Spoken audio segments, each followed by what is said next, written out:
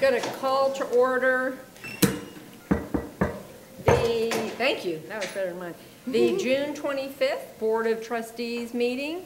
I think we'll hold a moment of silence and pledge of allegiance till we reconvene. All right. But can I have a motion to adopt the agenda? Adopt the agenda and approve the consent items. And approve the consent agenda items. Thank you. Okay, so the motion is to move A and B down to number 3. Yes, A and B will move down to number 3. So moment of silence. And then adopt the agenda.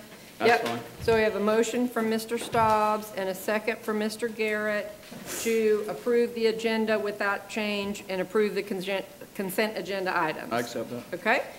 I have a question for that. And Reverend Collins has a question. Yes, it's always been my understanding that the potential consent and the adoption of the agenda are part of the 515 meeting.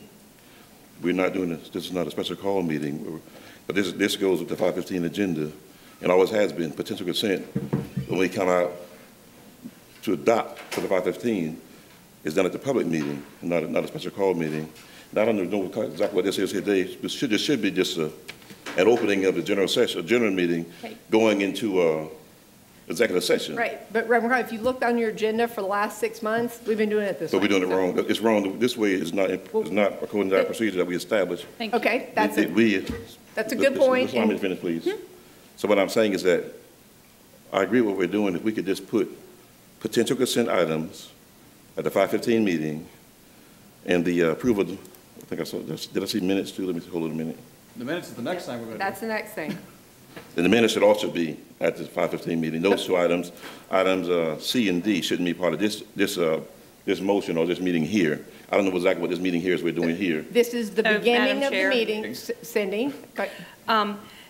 Reverend Collins can ask for a friendly amendment, and if it's not accepted, then the board has to vote up or down on whether they want to add that to Chris's motion.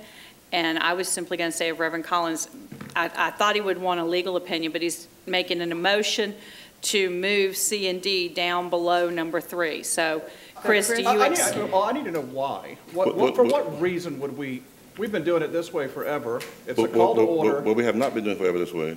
That's what the confusion is. It's always been, when we go to the 515, we can recess into executive session, but the minutes and the potential consent items, they're always done in the public meeting at 515. They're not done prior to that. They're part of the 515 agenda. So when somebody switched it, it wasn't done properly. So, Madam Chair, can we ask if Chris Staubs will accept the friendly amendment, and if not, can we see if there's a second to Reverend Collins's motion? I don't see why we would amend this. Well, I can get some other agendas to show you how we've done it all the years. Right, well, if we always done that way. If we don't get a friendly amendment for this now, then we can certainly look at that for future meetings. Chris, we need to know if you're going to accept his friendly amendment. No, I don't see. I'm not going to accept that amendment. So, Chris, Reverend Collins, you need a second. If there's a second, then we would vote to force Mr. Staubs to add it to the amendment. Well, actually, we need to vote on Mr. Staubs' motion first. Okay. So we're going to vote on Mr. Staubs' motion, which is to move A and B down to reconvening the open session. One point of clarification. Is that agenda that's written up there on the board, that's the one that's been published to the press and to the public? Yes. Yeah. But it's improper, Chris. Hyperlinked. What I'm saying is that, Chris. all I'm saying is that potential consent minutes, the minutes, and potential items are part of the COW meeting. And we voted the COW meeting, the agenda items during the 515 meeting. The meeting Mr. Staubs, to answer the actual question you asked, it's improper. This was hyperlinked on Media Line. It's out there on the wall, and it was on the website because I checked. Okay. It's published, but it's improper. And does anyone else here think there's 2 different meetings? No, there's not 2 different meetings. Ms. Coates, how do you vote on Mr. Staubs' motion? Mr. Staubs' motion, yes. Mr. Garrett? Yes. Reverend Collins? I abstain from voting. Okay. Mr. Staubs? Yes. Reverend Mack? Yes. And I vote yes, and the motion passes. Do I have a motion to approve the minutes of the May 21st, 2018 board meeting? So we have a motion from Mr. Garrett and a second from Mr. Staubs.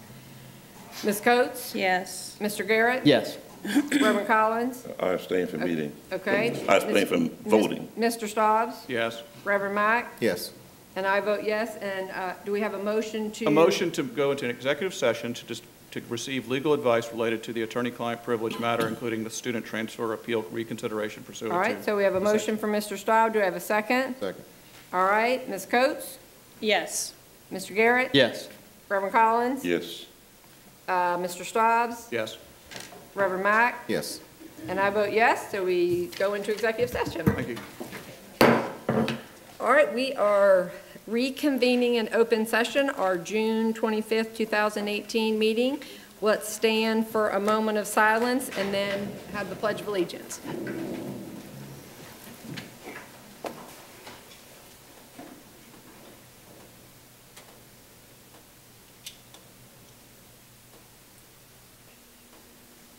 Thank you. I pledge allegiance to the flag of the United States of America and to the republic for which it stands, one nation, under God, indivisible, with liberty and justice for all. Thank you. Okay, so board members are, as we discussed, we have one executive session item. The agenda item was not put on here for us to vote on, so if I could have a motion to add voting on the executive session items. I make a motion to add to the agenda the executive session item for us to vote on. Okay, so I have a motion from Mr. Staubs and a second from Reverend Mack. Any questions on that? Mr. Hollenshed? Aye. Mr. Garrett? Yes. Reverend Collins? Abstain. Ms. Jeffrey? Yes. Mr. Miller? I abstain. Mr. Staubs? Yes. Reverend Mack? Yes. And I vote yes. So the next item is the executive session item. So do I have a So motion? I make a motion that we, I guess, reverse our earlier decision, or I We guess, didn't take action We did not before, take so action, yeah, okay. so we're- It would be to reverse the constituent board's decision and place this child on the wait list at Stiles Point for kindergarten. Okay, Second. so I have a motion and that from Mr. Staubs, and we have a second for Mr. Garrett. Any questions? Mr. Hollenshed, how do you vote? Aye. Mr. Garrett? Yes. Reverend Collins? Abstain. Ms. Jeffrey? Yes. Mr. Miller? Mr. Miller? Abstain. Mr. Staubs? Yes. Reverend Mack? Yes. And I vote yes, so the motion passes. The next item on the agenda are our special recognitions. Ms. Taylor? Good evening, Chair Darby, Vice Chair Mack, Dr. Postwaite in her absence, other board members, and Jeff Barowie, as well as our special guest here this evening. We have two special recognitions, and I'd first like to ask Ms. Liz Good to come forward, and I'd like to ask Ms. Darby and Reverend Mack to come down. Ms. Good, she's the Buse Social Studies middle school teacher who was recently named the South Carolina Law-Related Education Teacher of the Year by the South Carolina Bar Association. Ms. Goods consistently engages her students in mock trial, We the People, civic action learning projects, and other activities which prepare students for their role as educated citizens who are growing in their competencies towards civic readiness. Congratulations to Liz Good on her exemplary dedication to her students and to the field of social studies and its role in the development of skills and dispositions of the profile of the South Carolina graduate. Let's give her a round of applause.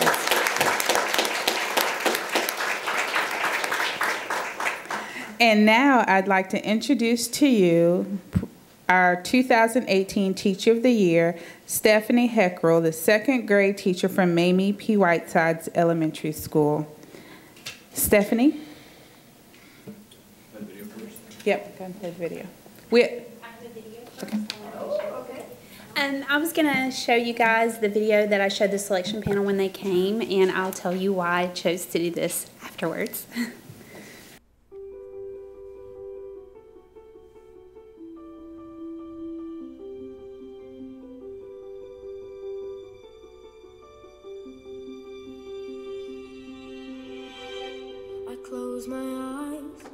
can see a world that's waiting up for me, that I call my own. Through the dark, through the door, through where no one's been before, but it feels like home. They can say it all sounds crazy. They can say I've lost my mind. I don't care, so call me crazy. We can live in a world that we design. 'Cause every night I lie in bed, the brightest colors fill my head. A million dreams are keeping me awake. I think of what the world could be, a vision of the one I see. A million dreams is all it's gonna take. A million dreams for the world we're gonna make.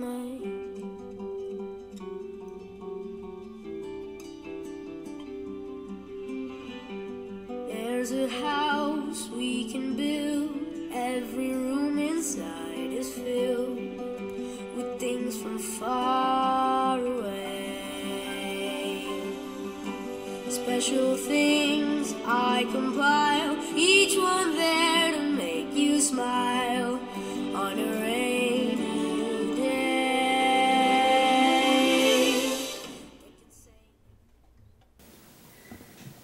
Thanks for indulging me on that. Showing this video is probably not one of the most conventional ways to begin sharing a few words with you. And if you looked in the dictionary for Stephanie Heckrell, you would see quirky, outside of the box, chaotically creative maybe, but definitely not conventional. The point of starting with this video is to remind us of what is the most important thing. We are all here in this room because we care about education, and at the center of that is the children. The children are the reason teachers start each new day with an optimistic outlook. Teachers work tirelessly in hopes to inspire, challenge, and motivate their students to become the best that they can be. I am very grateful to have this opportunity to represent the teachers in my school and in my district and be a voice for them and for the children. I have mentioned before there are many things we are doing right, but there are also many things we can do even better. We need to focus our sights on what is important, reflect on what has and hasn't been successful, move forward and collaborate to find solutions that put the needs of our students and our teachers at the forefront of our educational decisions. Alone, we do not have the answers, but together in solidarity, we can work together to continue making a difference in the lives of our future. I've had the privilege of working with some of you already as you visited schools and attended IEP meetings to better understand these needs of our students and teachers in our learning community. I saw the quote, "Understanding is much deeper than knowledge. There are many people who know us, but very few who understand us." Understanding one another is key. I want to thank you for your dedication to education, and I am very grateful for this honor to play a part in the understanding that will help us continue to achieve academic excellence. Thank you very much.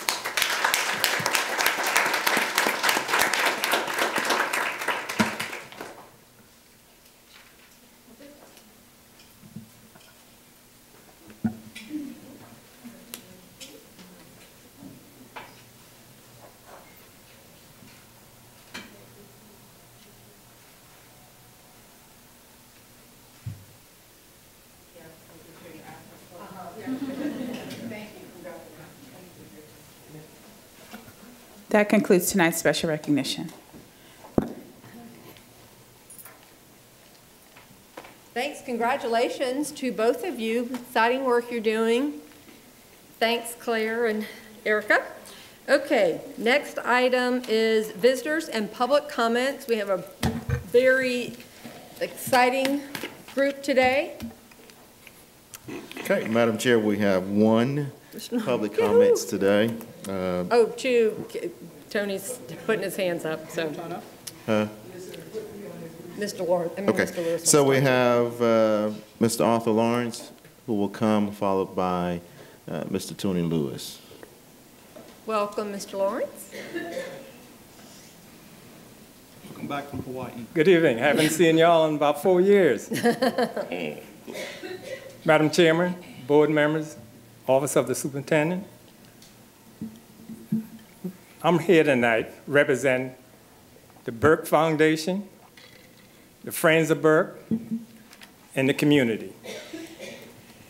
I came back to the mainland and my phone was blowing up off the hook about having the kids at Burke come through the back door of their school. This particular month, the district wants our kids to come through the back door on their campus. It came before the district before, when they were talking about the middle school and elementary school. And they didn't want their kids to be seen with the Title I kids. We can't have this anymore. We need to stop this right now. Calhoun Street, the street out there have a bad past. You have the Slave Museum where they brought over 49% of the slaves into Charleston, went through the back door, couldn't eat on the back porch.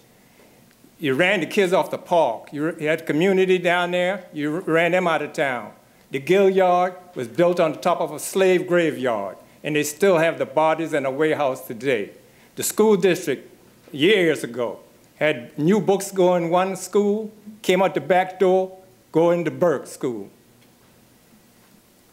Emmanuel Church, my church, the devil came in, tried to destroy it. The bishop were trying to run the bishop out of the hotel down the street. What's going to be your legacy? Having kids go through the back door of Burke School? I don't think so. And we should not have this time of day. So look for your legacy. And one thing you have to look out for, these teachers go to combat every day when they go into these schools. The kids have more power than the teachers. You need to stop that and look out for these teachers and make these parents work with their kids and make sure that they do the right thing when they go to school, not get rid of the teacher's certificate. Thank you, Mr. Lawrence. Thank you, Mr. Lawrence. Good afternoon. Good evening, board members, chairperson, Mr. Baroy. I came here in the same thing Mr. Lawrence talked about. Our ancestors have been going through the back door for too long. And I'm sure you're going to let this generation go through the back door. And it's enough of this, because we're not going to let West Shasta High School kids go through the back door. Wando, Buse, School of Arts, and need the academic magnet. It's not fair to these scholars on Burke campus that they have to go through the back door.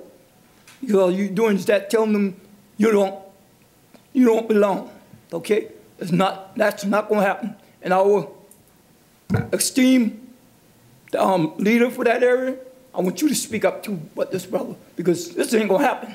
I'm sorry. By every fiber and being in my body, it's not going to happen. And it was put on Facebook, whoever's constituent board members, I don't know, but my board members, I'm not speaking for them, but I know Mr. Lewis, he's not going to have that. I can promise you that. And another thing, every time something goes on, Mr. Lewis is not informed. And he's the chairman of the District 20 board. Enough of that. And then here you go, I'm on trespass. I talked to you guys, you, Mr. Stubbs, Mr. Mack, Mr. Bobby, and Mr. Hollished about that. How do you put me on trespass and leave me in there for 2 years? Okay? Something was implemented by your council member, your councilor, attorney, because he had it ran down against me. Okay? That's why he implemented that. Another thing, here's Burke High School, I heard, is not going to play at the Citadel Stadium. I didn't know about that. Parents jumping down my throat about that. So, Mr. Garrett and Chairperson Darby, Mr. Baroy, I want to sit down and I want to be inclusive.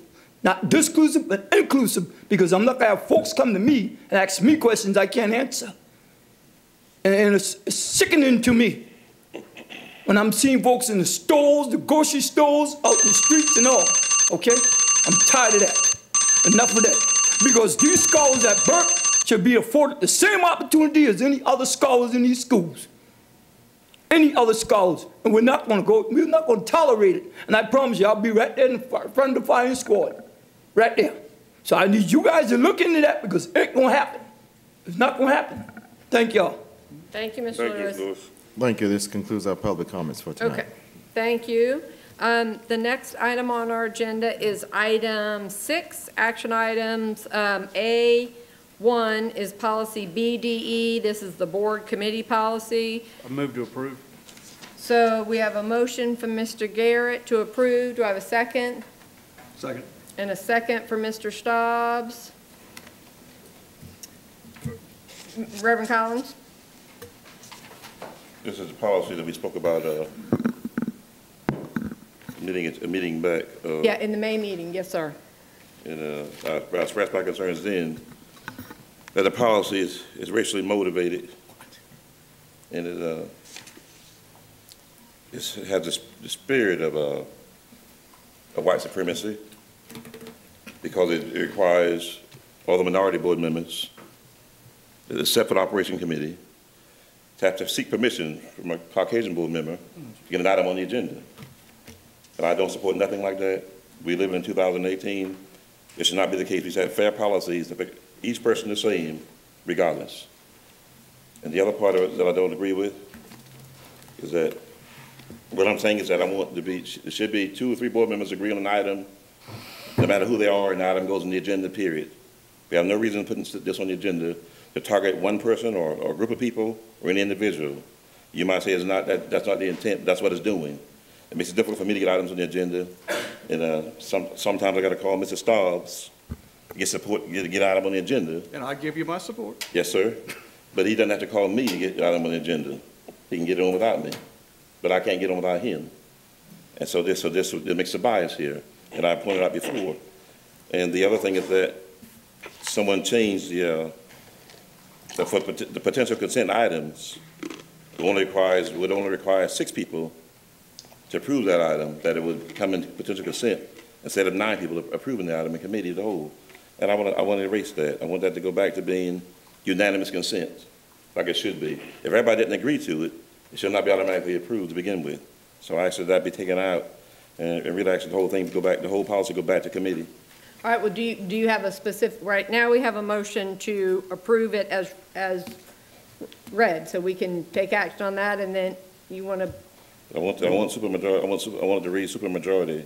I mean unanimous, not supermajority. Take supermajority out, the majority, and then the other thing is I want you to take it back to committee and not approve it. Okay, so do you And want that's to why make? Utah not to approve this type of policy that is designed to discriminate against people. So, Reverend Not Collins, designed to discriminate against people. It's designed to ensure that staff's time and the board's time is not wasted on items that don't have anywhere near a majority, which it would require for them to pass in the first place. So that just because I have an idea that I want staff to go research something, unless I get 4 more of y'all to agree to it, I can't get staff to do anything any more than you can. The purpose is so that we don't waste everybody's time on something that only a couple of us support, so that they're, because if more than a couple of us don't support it, it's not going to pass anyway, so there's no need in wasting staff time on it. See, I mean, that's the intent of it. hold on. Wait a You minute. really just made my point. If Reverend it was Collins. only two people Right. had an issue, and then those 2 people can't get on the agenda. That's the point I'm making. So this way it's done. You've never had a problem where you can get anything on the agenda you wanted. You get all your items on the agenda. You're the chairman of audit and finance, and all the committee liaisons are Caucasian board members, except operations. And So therefore, minorities don't have any say-so in the agenda unless they have approval from one of you guys. all right, That's Reverend not fair. Collins, Mr. Staubs, I'd be a little more sympathetic if it wasn't that this is your motion. No, that's his motion. No, but I mean, but you wanted this policy changed because the liaison aspect where liaison was in the Yes. way. And then, so, I mean, this originated from your, I mean, we could Right. just do nothing and just tear it up and leave it the way it is. But I thought you're the one who wanted us to bring this whole agenda item and started this process 4 months ago. I do want to bring the item back and change it from what it is, but not to make it worse. No, I don't want to make I mean, it the worse. one part that I add in the chairman approval is some relief. Yeah. I don't have a beef with that, but the structure of it is not good. And the part of what Todd mentioned, we already know that no board member can put an item on the agenda to tie up more than the hours of staff time. That's already established. I'm not beefing with that. I'm beefing with the process, what I got to go through to get something on the agenda to represent my constituents.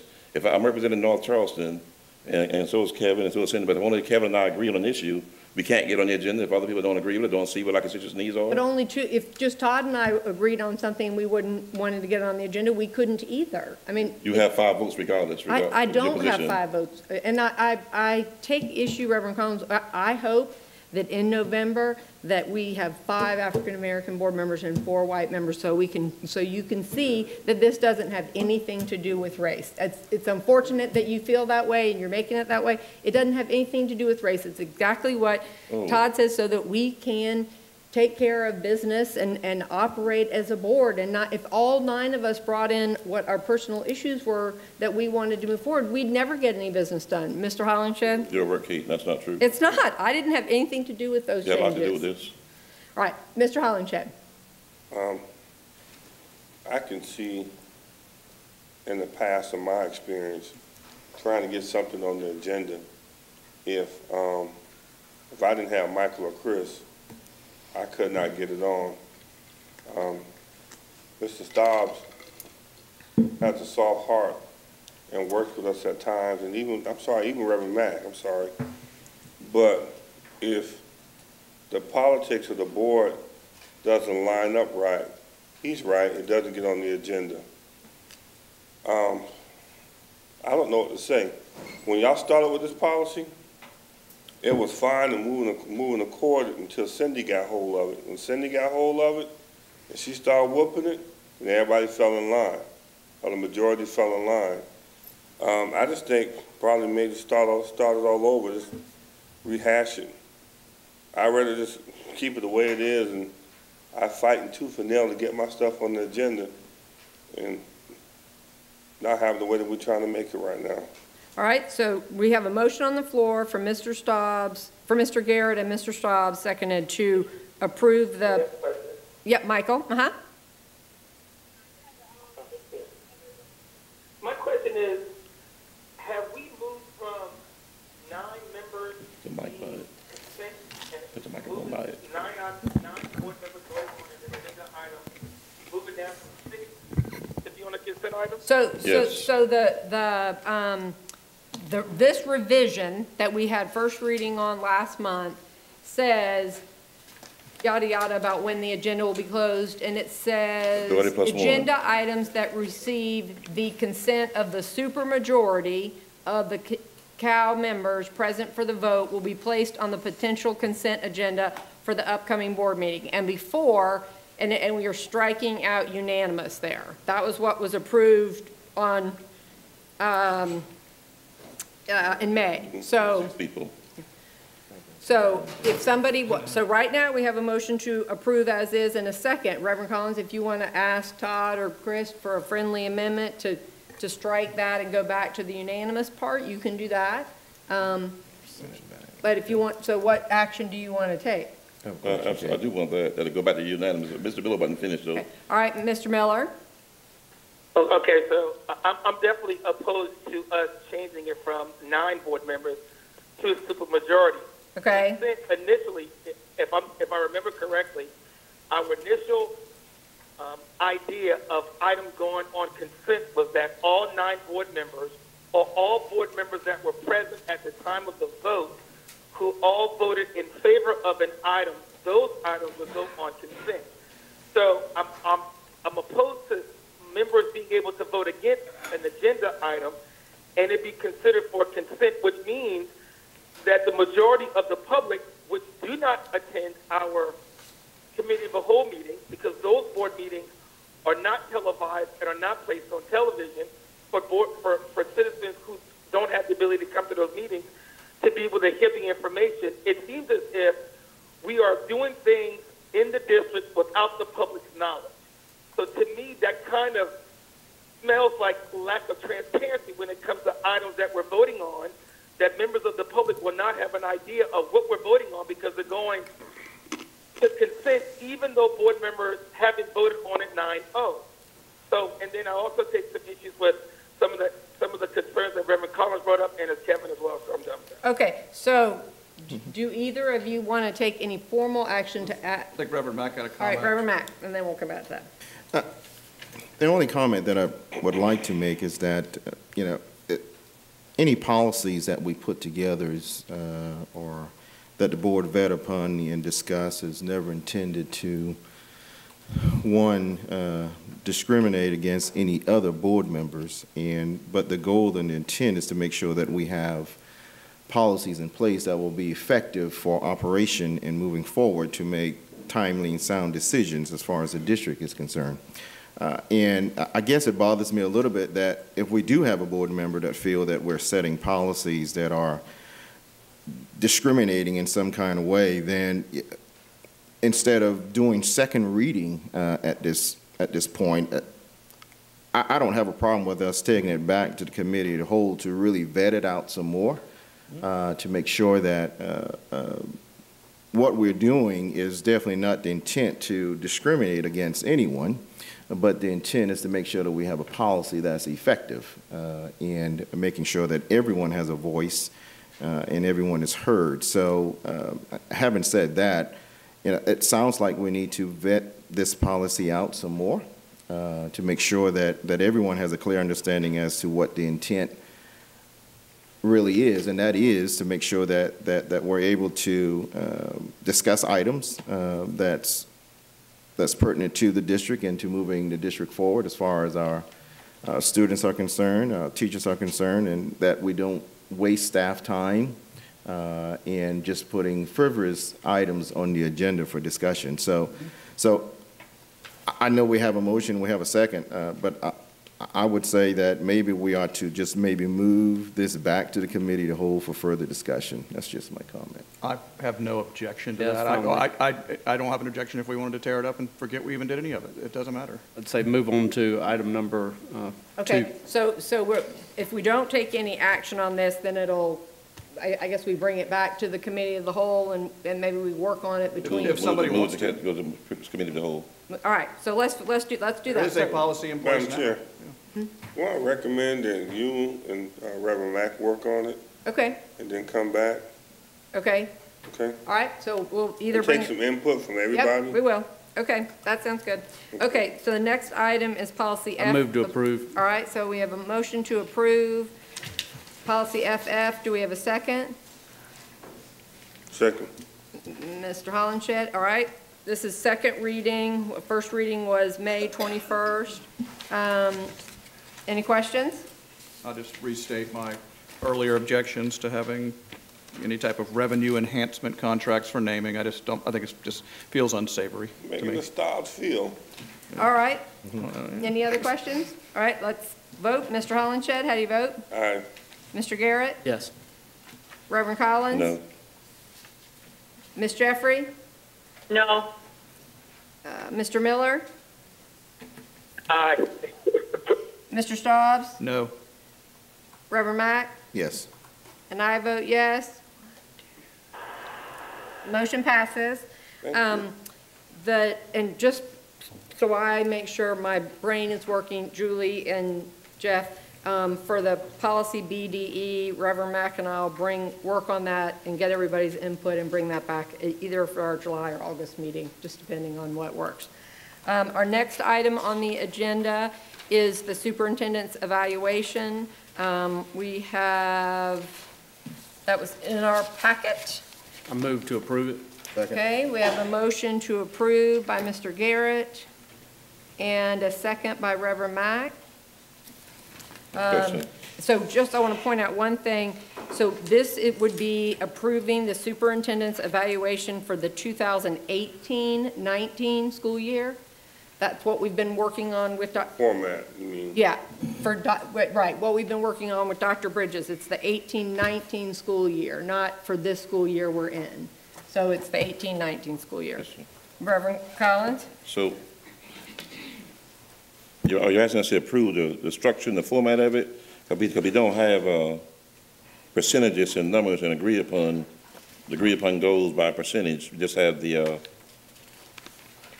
I guess the categories, I say. Well, they have. No concrete numbers or anything no goals or we're really aiming at. Well, yes. So let's just do this part. let's just approve it as a structure, and we'll come back and plug it in numbers, maybe by next meeting or before, before the school year starts. We gotta have some kind of numbers, some kind of goals. Right, but there are some of, they're attached as attachment A, some of those have numbers, some of them I see don't. these, but it says percent. Right. We have to establish what the percent is. We don't have anything Okay, concrete at all. all right. We have to have some kind of percentages that we're aiming at. Okay, So that's what we approve without, that we would understand we'll come back and plug the percentages in, that the board would agree on that. all right. Okay, any other questions? All right, Mr. Hollingshed? You come back to me. Mr. Garrett? Yes. Reverend Collins? Yes. Ms. Jeffrey? Yes. Mr. Miller? Is the motion to approve the evaluation and to come back and put forth the numbers for goals? Yeah, so, well, the numbers on attachment A, to fill those numbers in, on attachment A, those percentages, that's what I have.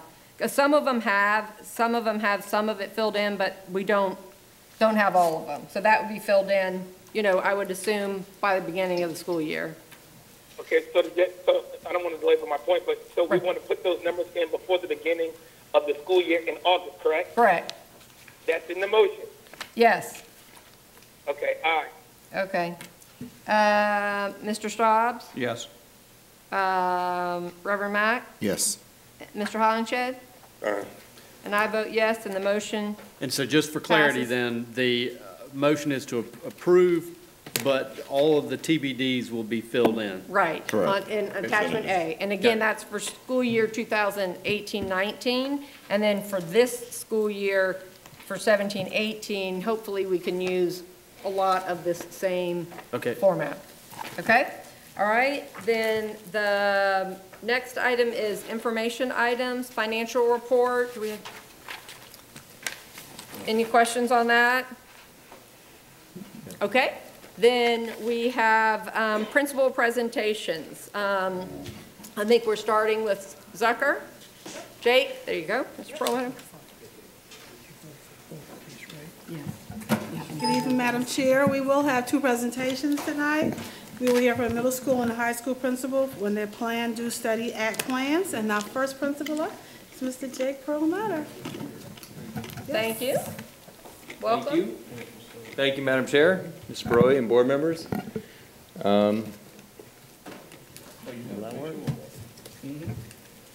There we go. And thank you for inviting me to share for a few minutes some things about Jerry Zucker Middle School of Science. I am Jacob Perlmutter. I can't hear. Okay, yep. All right, we're moving Michael and Priscilla over so they can Hey, hear. Mr. Miller, come on over. You're speaking to the microphone more. Yes, yes, sir. Yeah.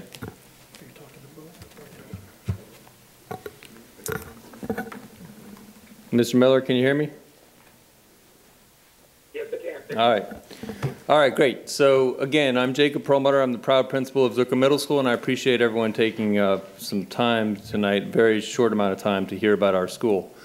This is Zucker Middle School at a glance. We have 515 total students this year, grades 6 through 8. We're a majority minority student population. Almost 20% of students in honors, 8% gifted and talented. Almost a quarter of us are English language learners, 16% this year special education, and an 89% poverty index.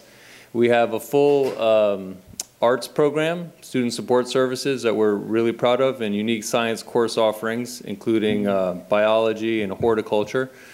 We have a full and this year very decorated middle school athletics program with the North Charleston Rec Department and the Trident League.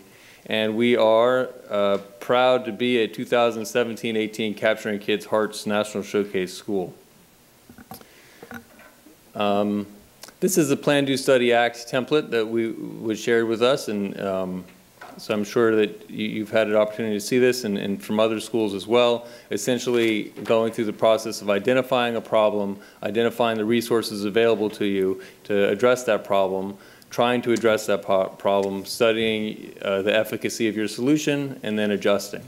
It's a cycle, and I won't insult you by reading the slide itself to you. The data specifically for our school from this school year.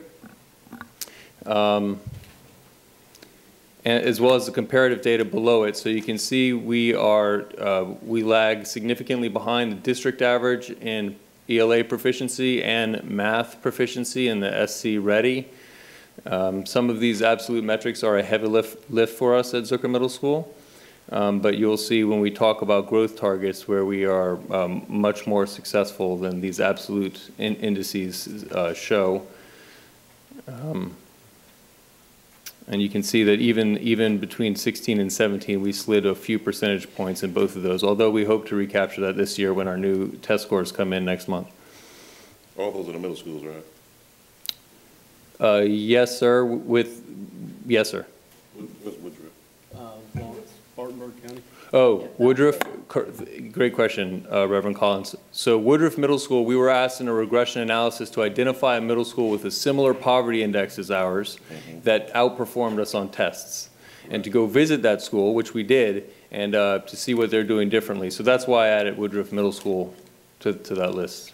And Morningside, 10.5. Yes, sir. For ELA.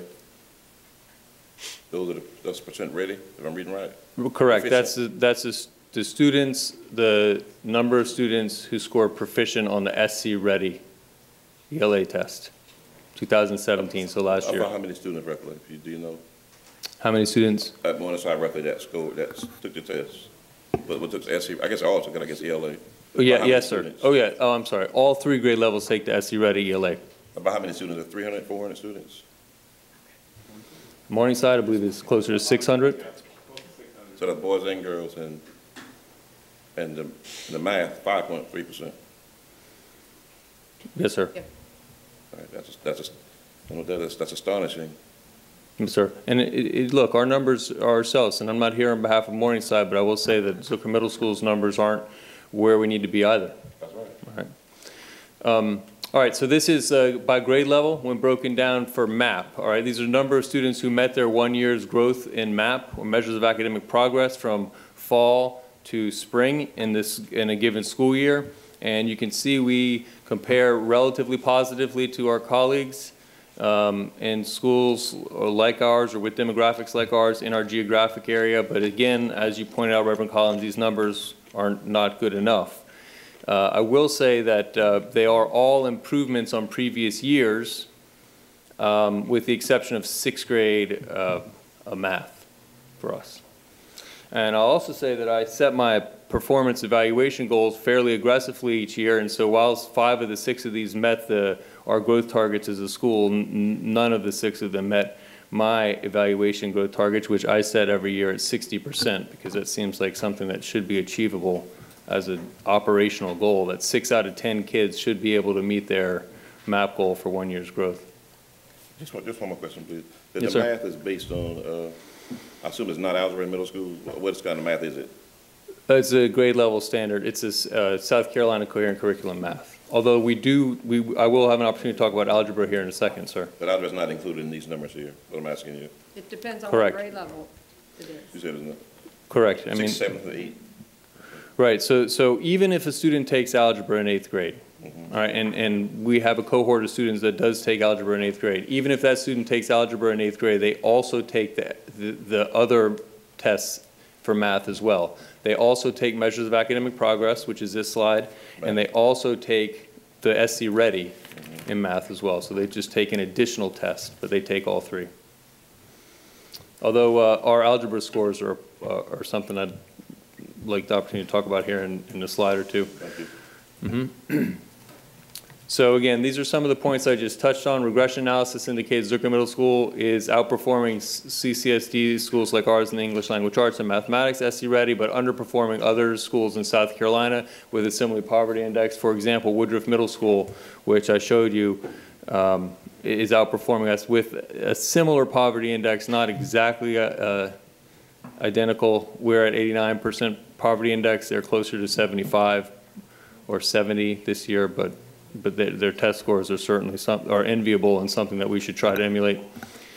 And to your last question, Reverend Collins, we are very proud of our student outcomes on our algebra. We had, for example, this year 100%, bless you, 100% of our students that took the algebra EOC passed it, and including 4 perfect scores, and I think 8 A's, you know, of a cohort of 30 kids. So, 30 kids? Yes, sir, and every single one of them passed that test.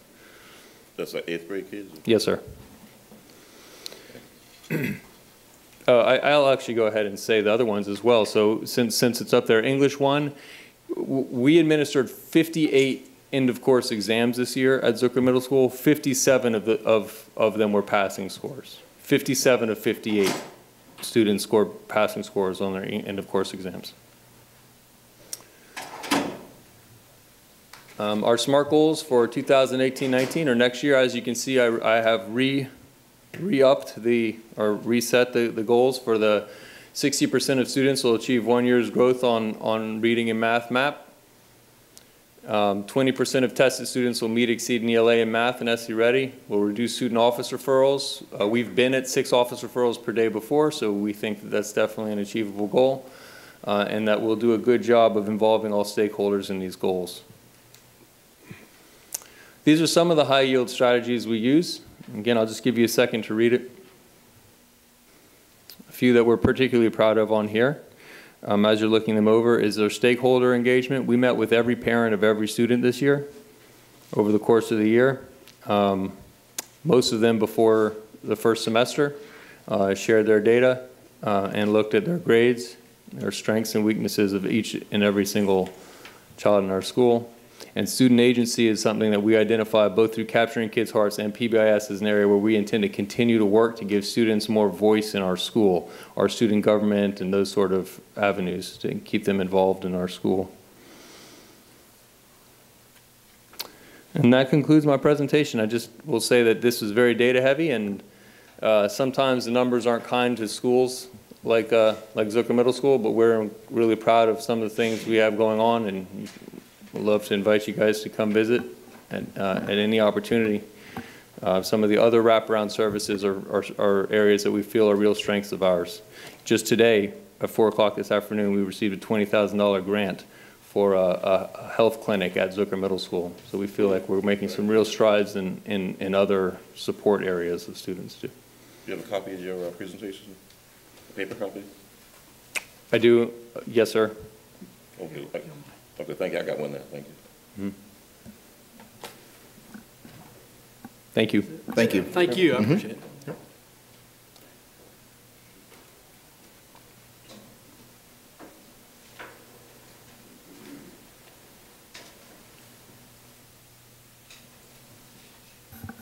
I need to lower this after Jake. Hi, everybody. I'm Vanessa Denny, and I'm the school director at Early College High School. It's been an incredible year for us, first and foremost, because this was our launch year, and that's always something special. We have so many celebrations at Early College, but the first that I want to share with you are that we, as of Thursday, officially have 66 high school sophomores registered as Trident Tech students. And that's 85% of our rising sophomore class, and we're really excited about that. This spring, we were awarded a $600,000 EEDA grant, which will provide us with additional supports to provide some of those very timely interventions, specifically in the area of math. We do see that as our weakness as well. We have 8 teachers attending AVID training in July, and we're working on a partnership with the City of Charleston to fill something that we fondly at Early College called gap time. And gap time is the time that the CCSD students are in session and in school, but that Trident is not offering classes. And so that gives us an opportunity to be really creative with some things that we're having students do. And City of Charleston is working with us to provide some cultural experiences as well as culminating in work-based learning and internship experiences. So we're really excited about that. All said and told, there's about 2 months, give or take, of gap time where our calendar is in session and the Trident calendar is not. And we're really proud this year of our community engagement, and we did that through weekly updates that we sent to parents. And the response to those weekly updates where we just talked about the nuts and bolts and everything else going on at Early College, because it's new to everybody, was really fantastic. So I'll take you into the data now. that we talked a little bit about some of our celebrations. So our PDSA cycle really talks about enhancing the implementation of AVID as our number one strategic action item in order to, through that AVID period, provide students with real-time interventions that they need in the areas of both math and literacy. And that'll be on a 1-week revision loop, and we'll use data that is, as I mentioned earlier, more real-time, and we're going to get that from ALEX and Achieve 3000, ALEX in the area of math and Achieve 3000 in the area of literacy. We're also going to implement opt-out interventions. So rather than we wait and see who's struggling or who's floundering, we're going to have an intervention plan that we implement from day one, where students are automatically enrolled in that intervention plan depending upon their need, and they're going to have to opt out by demonstrating success in their areas. And we're going to do that through AVID. We've built in some extra minutes into our AVID period to where we can have students meet in academic hub labs, is what we're going to call them. What we're going to do is really nuts and bolts. We're going to create an AVID site team, analyze the data weekly, have professional development in the AVID course strategies, and those are WICR, writing, inquiry, collaboration, organization, and reading. And of course, another really important nut and bolt for us is scheduling students in the appropriate dual credit courses. And I want to talk about that for just a second. When we are scheduling students in dual credit courses, it's important for the board to understand that those are transferable to a 4-year university. They are not the remedial dual credit courses that we know many of our high school seniors graduate having to enroll in. So these are sophomores enrolled in transferable dual credit courses, and that's an important point. We're going to, as we study that, monitor the progress with Lexile and Quantile data from the learning platforms, and that's a little bit more immediate than waiting on a MAP test or an AccuPlacer. We'll be providing AccuPlacer 3 times throughout the year to provide us with those larger, more summative data points. And then we'll of course analyze student progress in dual credit classes, and that's another intervention point. We anticipate that we will have students struggling in those college classes as they face them for the first time, especially because they're on 7-week condensed semesters at Trident, and so that's another area where students will receive immediate intervention as needed for whatever struggle we see arise in their dual credit courses. We'll provide those targeted student interventions as part of our acting, and provide those interventions at the start of the 9th grade year this year. This year we AccuPlace students in the winter, and we've decided that it'll be a lot more advantageous if we do that immediately upon the start of the school year. So we don't have demographic trend data because this is our first year in existence, but I did provide the board with some projections based on the students who have been accepted for the 2018-19 school year, and those numbers are not final yet, but these are our current projections based on students that we have accepted and who have said that yes, they would like to attend Early College High School. We're very proud of the diversity at Early College. We really feel that we represent our county well. Our poverty rate was calculated, and we're really, again, proud of the fact that we do target students who are performing in the academic middle at the end of their 8th grade year from homes with high percentages of poverty, and by the time they're sophomores, they're performing at honors level by taking those dual credit classes and being successful in those dual credit classes. We're very proud overall of our end of course data, but we do have 2 areas of improvement, and that's the passage rates in Biology 1 for our Black and Hispanic populations. They tended to be a little bit lower, so that's definitely going to be a target group for us in the area of biology. And we really feel that focusing on Tier 3 vocabulary intervention is going to be key. We thought that there was a Lexile lag, especially in the area of biology with the very specific vocabulary. Our 9th grade AccuPlacer data, again, I think this is a real point of pride for us.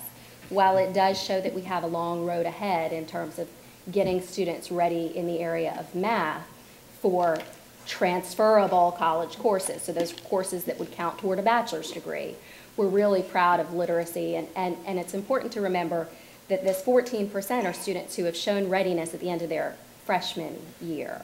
So we do still, by our measures and by our goals, we have 1 year to get the rest of the students ready in the area of math. We would like them to start in college-level transferable math classes in their junior year for all students. So we have a little while to move that ball across the field. So as I discussed earlier, we do have an opportunity in biology, and we've got a plan for that. It's important to note that the struggles that we see in college readiness scores mirror what we're seeing nationally and certainly in Charleston County out of 12th graders. And we're seeing that and acting upon it at the end of their sophomore year. So we really think that there's an opportunity for some real success by moving that data up 3 years and acting upon it 3 years earlier than we would be. This will be our first year of participation in the EEDA grant, which again, that's $600,000 for early college, and we really think that that's a game changer because it does provide us with an additional AVID teacher. And that's going to be the piece that's going to provide the students with the intervention also through that AVID class. So academically, we're going to provide teachers with professional development in AVID. We will refine our AVID collaborative site team meetings. College readiness, we talked about the use of AccuPlacer. And again, it's important to note that we're talking about that gold standard of transferable college credits, so not remedial classes. And we'll schedule those students in dual credit classes as appropriate toward the goal that whichever goal that they have. So a student might do an Associate of Arts or an Associate of Science if their goal is to attend a 4-year university, but if it's not, if they would like to become immediately employable, well, we have the wealth of Trident's offerings. We're going to implement Capturing Kids' Hearts to help improve climate and culture, and we'll add a structure for students to participate in Friday clubs this year. That's a little thing, but we're very excited. The students are very excited about that. And this will be the first year, actually, that we're able to provide courses outside of the academic core. So our kids will participate in things like Spanish and PE, where they did not have that ability last year. Graduation rate, the things that we're going to implement to ensure that that is successful in 2021 when we see our first graduates is targeted credit recovery opportunities. That's a real opportunity that we have with that gap time that I was telling you about because it's a natural revision cycle. So we won't get too far behind in cases where students need credit recovery. Ensure that students feel connected to our early college family, and that's where we were talking about that club piece and that weekly communication with parents. Provide students with college tutors. That's another piece coming from our EEDA grant that we think is a game changer. So our SMART goals, progress monitoring tools, as we spoke about, are Access, AccuPlacer, ALEX, and Achieve 3000. And I'm sorry, I skipped right through the SMART goals, but I do want to share those with you. They're pretty lofty. We think that 100% of early college students will meet college ready benchmark on AccuPlacer in the 3 areas required by the end of their sophomore year. And that's sort of a non-negotiable for us. If they're not there, then we've done something wrong. And we're on track. We feel we're on track to really make that happen. And 100% of early college high school students will graduate from high school in 4 years. And we'll have at least 95% of our students earning some college credit before they leave us. Any questions from the board? What clubs are you going to add? So that's really interesting. We've got about 30 different clubs. One of them is the Hispanic Club. Another is the Craft Club. We have a book club. We wanted to really start from teachers' area of passion so that they could have that fun time too. And then we'll offer those to students. Kids will participate in 2 clubs for each student. They'll meet every other week on Fridays for the last 45 minutes of the day. So if anybody wants to sponsor a club, we are looking for club sponsors. That's a great way to make the community. Right. We're excited about that. Do you have limited capacity seating? Yes, so we do currently have 10 classrooms at early college high school that we rent from Trident Tech, but we do think that once students matriculate on into their dual credit classes, that'll alleviate some of our Are you at capacity now, or do you have a space still? So we're not at capacity right now. When I left the office this morning, we were waiting on 15 students to accept for the rising incoming freshman class, and that's with an acceptance rate of 115 students. Last year, we saw an issue where students did leave before the first day of school, so we wanted to account for that on the front end. So we're at 100, but we're looking for 115. So we do still have some seats to answer that question. The schools that have smaller populations and may not have as many students that take advanced courses. Right. And when some of the students opt out to go to the early college, and then the number at their school, the number of students that remain may drop down to maybe 8 or 7, and there's not enough allocation to pay a teacher to teach those students that would have had the advanced class. Do those students have opportunity to then come to the early college, or does the district fund a teacher anyway to teach the ones that remain that want to do it at their home school? So correct me if I'm wrong, I'm going to defer, but I'm not sure. We're funded as a program, so I don't believe we remove allocations Is from my home question schools. clear, what I'm asking? Can you clarify? Yeah, I'm sorry. okay, when let's say you have 12 students at a school. Right. And they take advanced math, for example. And then, so when they learn about your program, let's say 4 of those students want to take the early advanced math at the early college. So the numbers to the students that remain drop down to 8. Right. And then the allocation, the number of students doesn't support having a teacher there full time to teach those remaining students. Are those students then allowed an opportunity to go to the early college or some other place where they still can get that advanced course when the numbers dwindle? So I think You may not have an answer, but I'm just Right. want to know if you do have one, if you do No, I have think anything in it's a place for that. two-part. I think it's a two-part question. Number one, with us being funded as a program, we're not funded on the regular allocation. Right, that's right. And You're so not, yeah. hopefully we would not be taking an allocation from a home school. But if there was ever a situation where a student needed to come on over to our campus and take a dual credit course with us, I don't see why we couldn't make that happen. So okay, so there may be an opportunity then. Yeah. Yeah, because I was told that some teachers were in fear of losing the students they had, that the class would get too small and that they have to give their program up at their schools. That's what I'm getting at. Time. This is reality too. Mr. Wilson can address that if you want to ask. Mr. Wilson, Mr. Wilson can address that. The advanced courses are typically taught by the Triad Tech professors. Right. So we're not paying for those teachers. Mm-hmm. They're going, those kids will be taking courses at the college for the advanced courses. They're Trident faculty. Okay.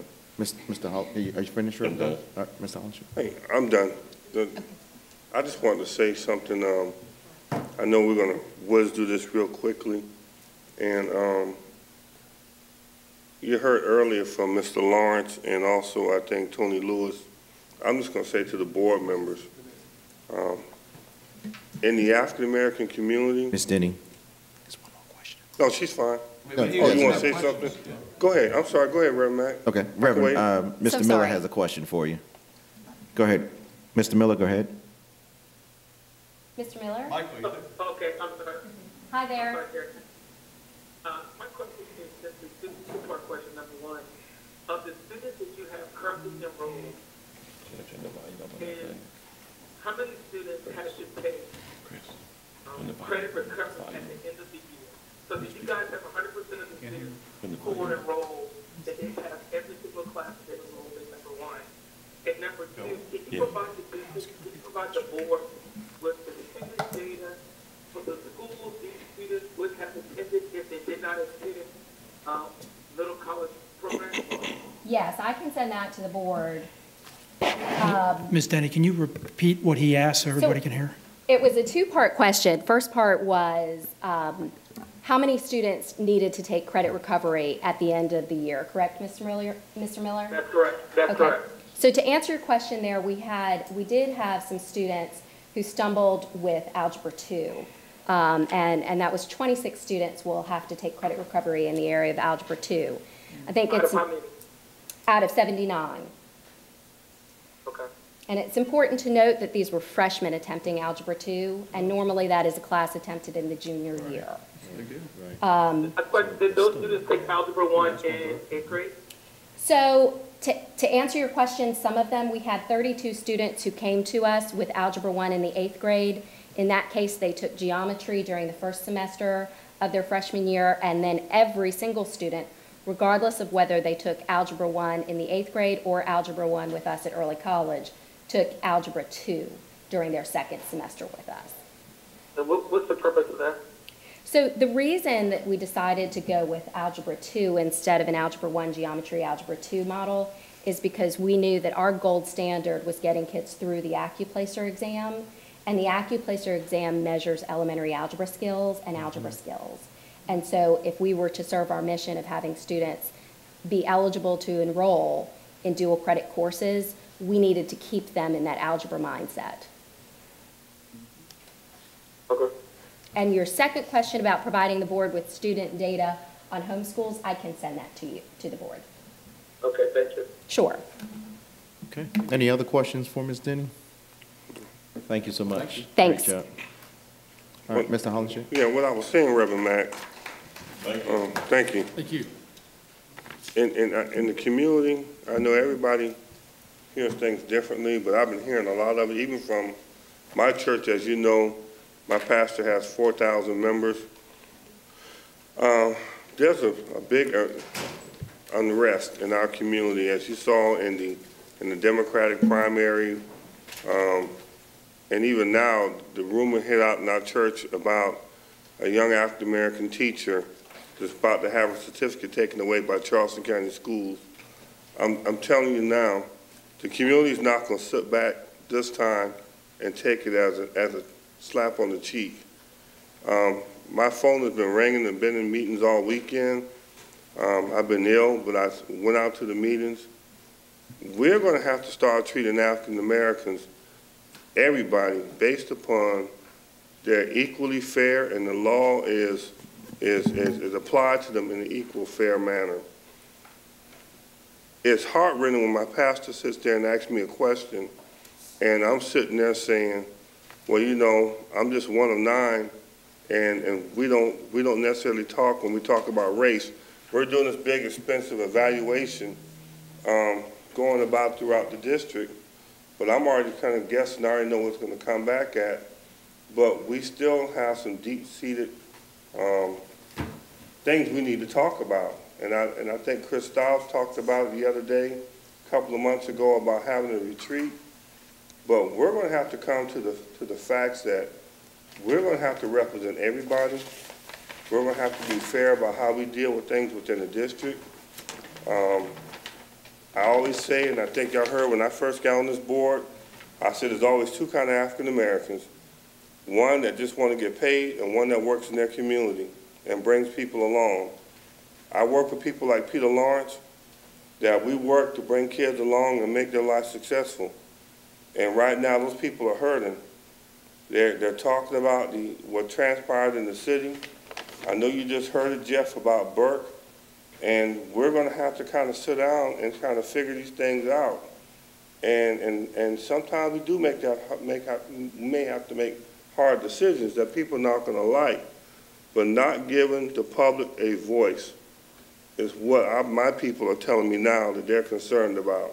So I just want to share that with you. Reverend Mack, I know you connect in our association. You're going to hear a little bit more about that as time goes on. But we can't turn a blind eye to this. And I know this last incident is probably just not going to go away that easy either. Okay. So don't want to address the personnel issue at this time, and we'll wait to hear if anything comes from that as the board as an entirety. But I do want to stress to the fact that we have just had the Clemson Diversity Group here to do a comprehensive study, speaking with stakeholders throughout Charleston County as far as the school district is concerned. So my hopes is that once we get that comprehensive report back, that we will be able to sift through those things to try to determine the areas of greater need that needs to take place right away, and then begin to chip away at those things. So my hopes is that as soon as we get that report back, that the board will do a retreat of some study to find out exactly how we begin to disseminate that information out once we get it. All right. Any other concerns of the board? Proper move and move. All in favor, no by saying aye. Aye. Meeting's adjourned. Thank you so much. Good night.